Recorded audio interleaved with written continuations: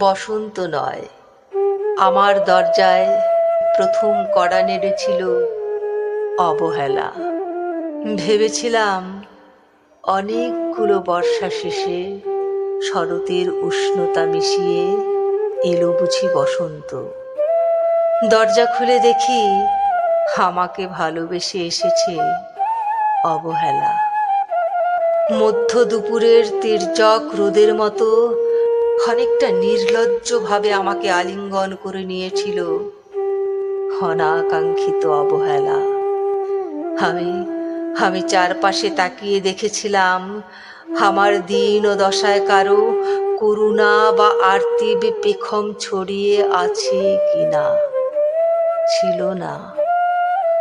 বৃষ্টিহীন জনপদে খড়খড়ে রোদ যেমন দস্যুর মতো অদমনীয়, তেমনি অবহেলাও আমাকে আগলে রেখেছিল নির্মোহ, নিঃসংকোচিত। আমি অবহেলাকে পেছনে ফেলে একবার ভোঁ দৌড় দিয়ে এগিয়ে গিয়েছিলাম।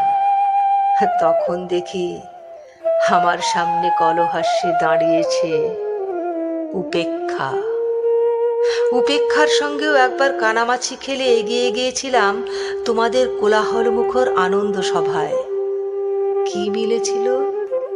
ঠোঁট উল্টানো ভর্ৎসনা আর অভিশপ্ত অনুরার মতো এক তাল অবজ্ঞা। তাও সয়ে গিয়েছিলাম একটা সময়। ধরেই নিয়েছিলাম আমার কোনো কালেই হবে না রাবীন্দ্রিক প্রেম। তোমাদের জয়গানে করতালিতে নতজানু থেকেছিল আমার চাপা আক্ষেপ, লজ্জা। বুঝে গিয়েছিলাম জীবনানন্দময় স্বপ্ন আমাকে ছোঁবে না।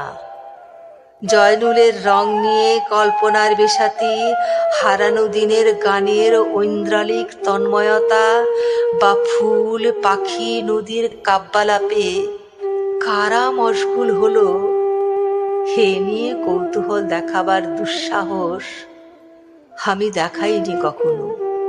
এত কিছু নেই জেনেও নজরুলের মতো বিদ্রোহী হব সেই অমিত শক্তিও আমার ছিল না। মেনে নেওয়ার বিনয়টুকু ছাড়া আসলে আমার কিছুই ছিল না। শুধু ছিল অবহেলা, উপেক্ষা আর অবজ্ঞা।